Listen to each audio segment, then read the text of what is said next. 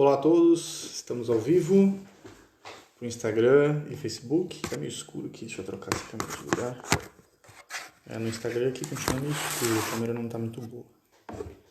Bom, sejam todos bem-vindos, iniciando a live semanal. E em época de coronavírus, né, de quarentena,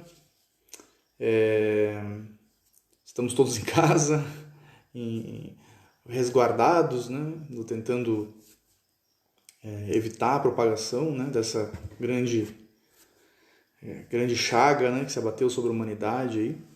Algo do karma coletivo que nós não temos como compreender os motivos todos por trás, né, desse acontecimento global, mas estamos aqui, né? Então, ao menos pela internet aí podemos manter contato. Eu não estava transmitindo para o Instagram. Peraí. Eu estou desconectado, peraí. Quem está no Facebook, só um segundinho. Agora eu acabei de perceber que eu estou desconectado. Por isso que estava tão estranho. Trocaram a rede aqui e eu estava offline. Aí realmente não ia transmitir mesmo, né? Aí era mais difícil. Agora sim. Agora vai transmitir. Eita.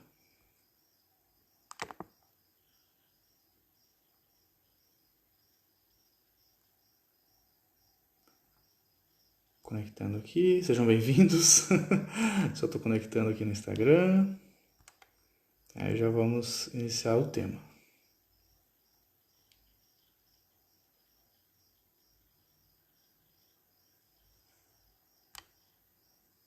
Agora sim. Conectando. Agora sim, estamos ao vivo então para o Instagram e Facebook, sejam todos bem-vindos.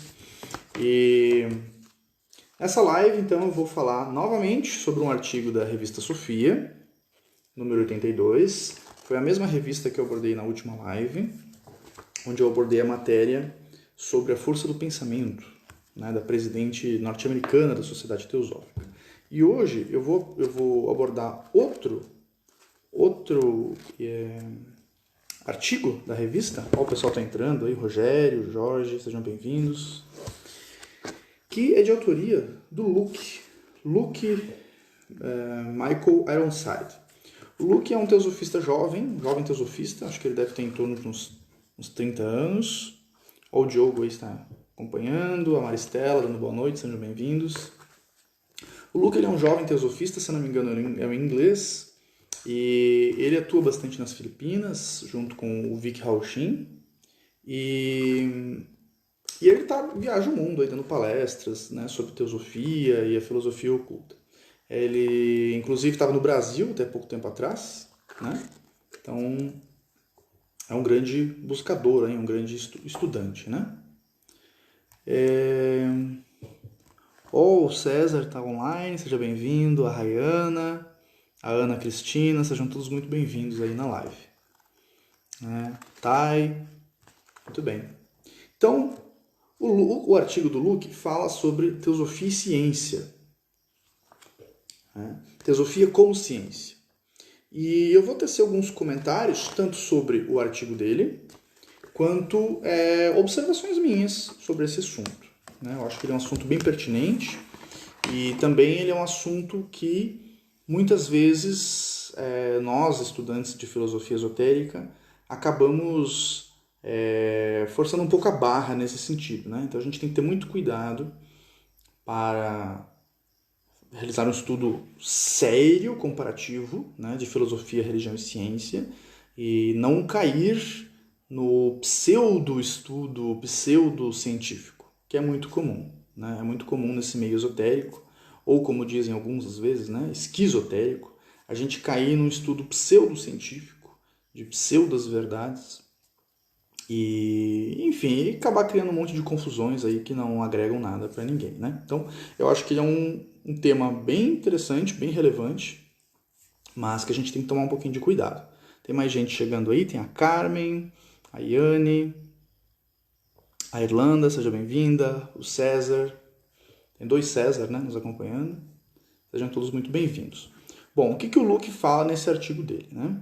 Então, a teosofia como ciência.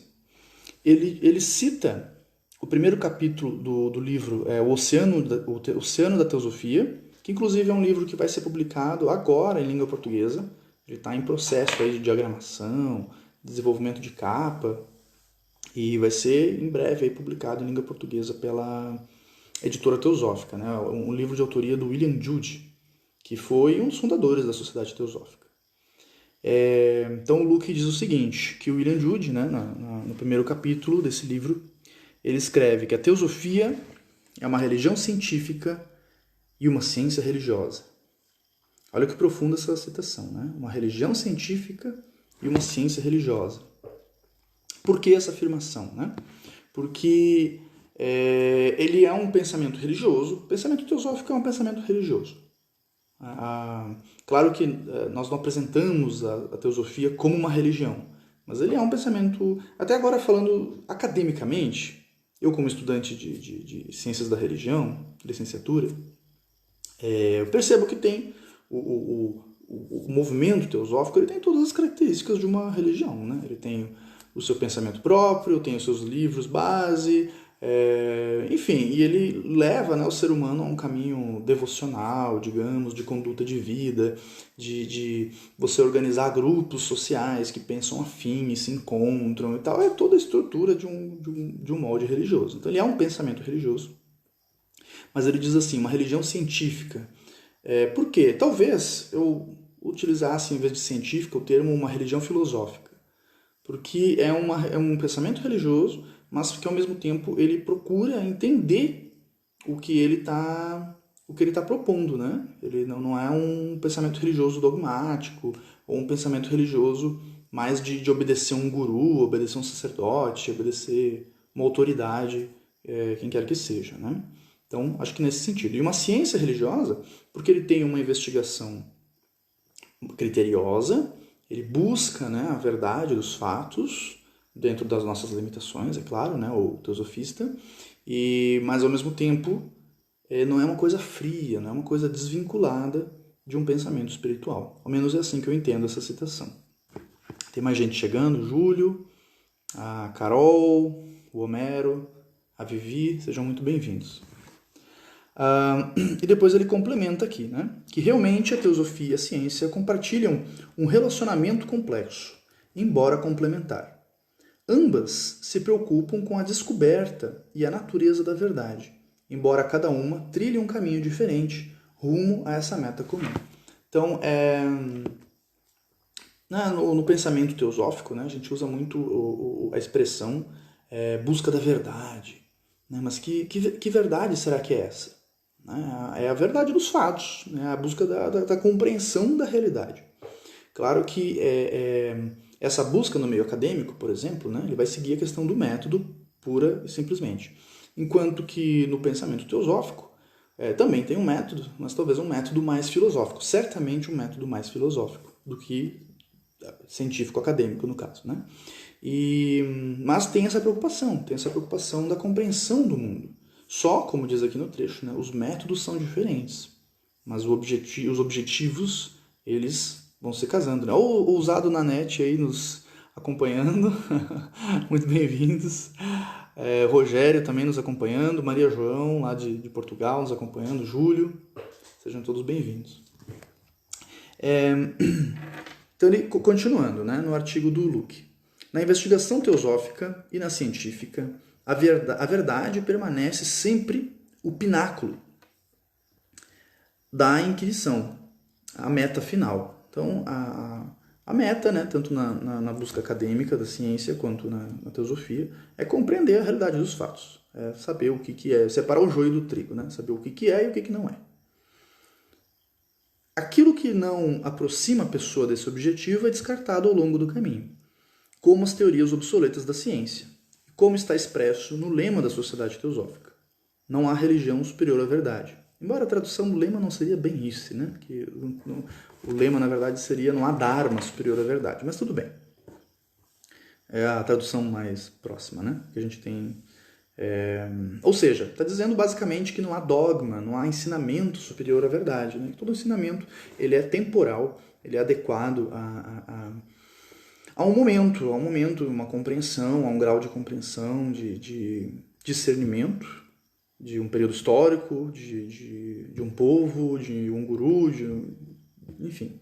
Mas ele não é a verdade absoluta, né? Ele é algo temporal, algo que com o passar de novas descobertas você vai redescobrindo as coisas, vai aprimorando a sua compreensão, né? O seu discernimento.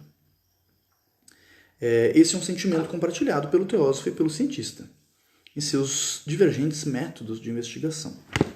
Tem mais gente chegando, a Rosa, a Aline, que honra, a Aline lá de Caxias do Sul, acompanhava o programa que eu fazia na rádio lá, o Thiago Guerra, sejam bem-vindos. Thiago Guerra, que se não me engano, é membro livre da Sociedade Teosófica, lá do Rio Grande do Sul também, né? Não lembro a cidade agora, seja muito bem-vindo.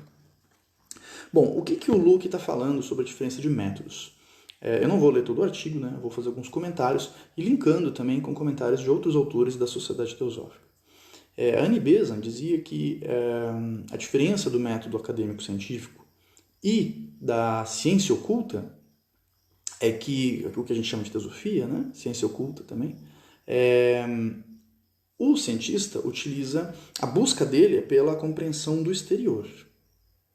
E ele usa para isso equipamentos, né? Então, microscópio, telescópio, tubo de ensaio e etc. E com isso, né, ele faz a sua investigação e vai desenvolvendo gradualmente a compreensão dessa realidade externa. Enquanto que a busca da ciência oculta, a ciência interna, eu já estou respondendo, né? É uma busca interna. Você está tentando entender o mundo interno do ser humano, a natureza do ser humano, que também é importante. Né? É importante encontrar a cura do coronavírus? Certamente. Né? Certamente, estamos todos ansiosos por essa descoberta. Né? Então, estamos todos aqui aguardando ansiosamente. Então, a academia científica tem a sua grande importância no mundo, né? Graças a descobertas relativamente recentes, que a expectativa de vida do ser humano, né, pulou de, 40, 50 anos para 80, 90 anos. Né? Mas, ao mesmo tempo, será que é importante também compreender a realidade interna do ser humano? Acho que também, né? Porque com toda a tecnologia que a gente tem, mesmo assim, será que nós resolvemos o problema da felicidade humana? Será que todas as pessoas estão felizes na sociedade que a gente vive? Será que nós não temos problemas de depressão, altos índices de suicídio e outros problemas de violência urbana? Né? Então, as questões internas do ser humano também têm relação com a vida do ser humano. Então, elas são importantes, não são questões hipotéticas sem importância. Essa investigação também é muito importante. Ela afeta a maneira como nós vivemos, a qualidade de vida, tanto do indivíduo como do grupo, né, da sociedade. E a ciência oculta ela tem essa tarefa. Então, enquanto o cientista estuda o mundo externo com equipamentos externos, o ocultista ou o teosofista, ele estuda o mundo interno utilizando equipamentos internos, né? Utilizando a sua própria percepção, o seu próprio discernimento e outras faculdades que não entraremos no mérito aqui, né? Tem mais gente chegando, o Felipe, o Adam, sejam bem-vindos. Muito legal, aí o pessoal tá entrando em peso aí, tá todo mundo de quarentena, tá acompanhando a live. Oh, bacana, hein? Bom, continuando, aqui então ele falou exatamente o que eu disse, né? Que o cientista se volta para fora em busca da verdade. E ele faz suas descobertas com métodos objetivos de experimentação científica e a exploração das vastas distâncias do cosmo que habita. O teosofista, por outro lado, ocupa-se da verdade no nível da descoberta interior. É exatamente o que eu estava falando. Assim, o método do teósofo é bastante diferente do método do seu irmão cientista, embora alguns aspectos sejam compartilhados por ambos. Em essência, a teosofia busca unificar e reconciliar os diferentes sistemas científicos, religiosos e filosóficos do mundo, e assim prover uma explicação científica para as crenças religiosas, além de identificar os problemas da ciência com o auxílio de princípios e concepções esotéricos. É o que eu estava falando antes, né? Então a gente descobre como enviar uma sonda para Marte, mas não descobre como viver bem nesse mundo e ser feliz nesse mundo. Né? Então, são tipos de conhecimento diferentes, mas todos eles são extremamente importantes. Inclusive, eu estava hoje conversando com uma pessoa muito inteligente do meio acadêmico sobre essas conexões, né, do misticismo, conexões históricas sobre o misticismo e o meio acadêmico que vão ocorrendo ao longo do tempo. Por exemplo, eu lembro que eu citei o exemplo da hipnose. Né? A hipnose, até algum tempo atrás, né, alguns poucos séculos atrás, era considerado conhecimento dos místicos, era um tabu, era algo totalmente questionável pela academia científica. E hoje a hipnose é um método terapêutico super conhecido, super aceito, super aplicado, se conhece os benefícios e etc. E vem dos místicos, né? Você tem um outro exemplo do Nostradamus, né? Pouca gente sabe, mas o Nostradamus é conhecido pelas previsões dele, mas na verdade ele provavelmente, por conhecimentos que ele trouxe do Oriente, ele foi uma das primeiras pessoas no Ocidente a falar que a cura, né, o processo de cura, também estava relacionado à higiene pessoal, a hábitos simples como caminhadas ao ar livre, e que a cura, né, o processo de cura, não dependia simplesmente de sangrias. Então, curioso, né, um grande místico e tinha esses conhecimentos. Provavelmente oriundo do Oriente, né? Se a gente for ver a medicina tradicional chinesa, por exemplo, para citar um exemplo, ela tem, nesse sentido, alguns conceitos que são milenares e que no Ocidente demorou um pouquinho para o pessoal se dar conta. Né? O Alex está chegando e Marmitex também, tem Marmitex aí tá chegando. Muito bem, sejam bem-vindos. Inclusive, essa pessoa me falou de um estudo que eu achei muito interessante, onde ela me comentou o seguinte, que no século XIX, no Brasil, os obstetras, né, eles não realizavam a higienização das mãos, porque havia uma questão assim de que o médico muito limpinho, ele era visto como principiante, né, não tinha cuidado de ninguém, né. As pessoas não sabiam que você está com sujo de sangue, essas coisas, você estava colocando a pessoa em risco, na verdade, né? Trazendo doenças. Então, as pessoas preferiam recorrer às parteiras, que eram desacreditadas pela academia científica na época, e acho que até hoje, né? Mas porque era um método mais seguro do que o método da medicina acadêmica. Né? Então, as pessoas morriam muito por causa de infecções nesse período, e com as parteiras era mais seguro. Olha que curioso, né? Então, como esses conhecimentos tradicionais, esses conhecimentos antigos e que constantemente são subestimados, né, pela academia científica, muitas vezes se apresentam, né, de grande valor, trazendo conhecimentos milenares e que a gente demorou bastante para assimilar. Ó, o Evandro Irla, de Caxias do Sul, chegando, seja bem-vindo. O Adam, o Eduardo. Muito bem, bacana, o pessoal está participando em peso aí. Quem não conseguiu pegar do início, em breve vai estar disponível aí, tanto no Instagram quanto na página do Facebook da Editora Teosófica. Então essa é a live semanal, né? Bom, continuando, chegou onde é que eu tinha... Ah, sim. Ele cita, né, no artigo, eu não vou citar todos, ele cita os objetivos da Sociedade Teosófica e faz alguns comparativos. Eu vou citar só o último, que eu achei bem pertinente ao assunto, né? Eu não vou ler o artigo inteiro, o artigo é longo.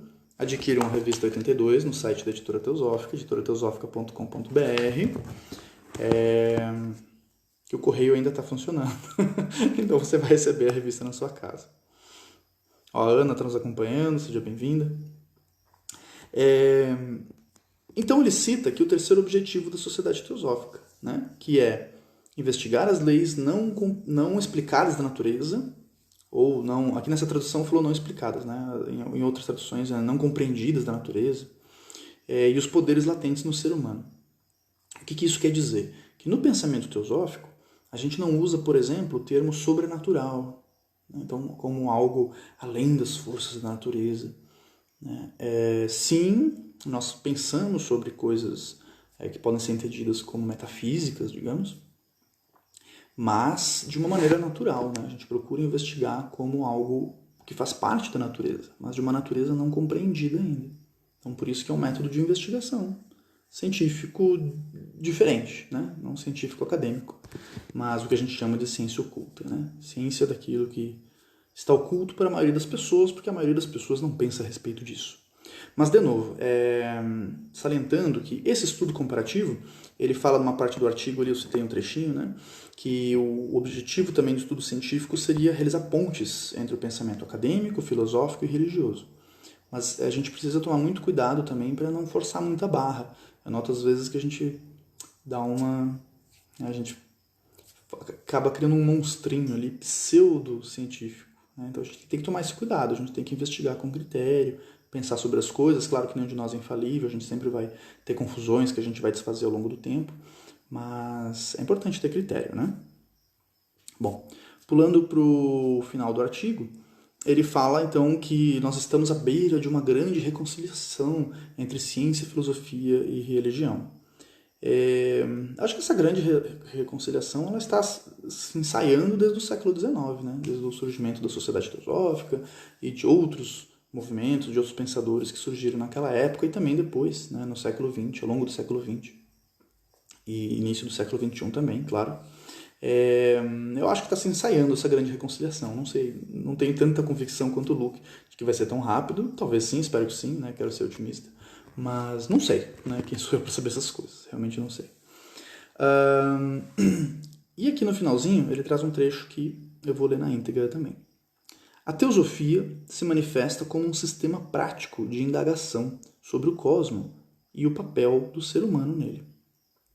Assim, é uma ciência dinâmica e viva, sempre em expansão, que enfatiza a necessidade de pesquisa e investigação continuadas sobre a natureza do nosso mundo. Bonito, né? Então, muito bom esse artigo do Luke. Recomendo, Revista Sofia número 82. Eu acho que essa Revista Sofia está no número 83, a atual, né? E está disponível no site da editora. Ó, tem o Gens Filho, entrou agora também. Quem está entrando agora, já estou finalizando a live, mas essa live vai estar disponível, né, nos canais da Editora Teosófica, nos acompanhem. A gente tem outros materiais disponíveis na internet, né? Então tem o Teosoflix também, teosoflix.com.br, é um blog, onde tem 600 vídeos sobre teosofia. Tem essas lives que eu faço aqui também, porque depois elas vão para o canal do YouTube da Editora Teosófica. Então quem for no YouTube pesquisar a Editora Teosófica, tem um canal lá criado há pouco tempo, tem poucos seguidores inclusive, né? Dá para se inscrever lá para apoiar o trabalho. E lá tem todas as lives que eu realizei, além de outros vídeos, né? Minuto de Teosofia e alguns vídeos de palestras e áudios de teosofistas, né? De grandes estudantes dessa sabedoria antiga, sabedoria do Oriente, enfim. Osano Nanete mandou um boa noite, Osano Nanete. Não sei se é a Ana, se é a Beth que está online ali. Pô, bacana estarem acompanhando. Mas eu acho que é a Ana, né? Do Rio de Janeiro.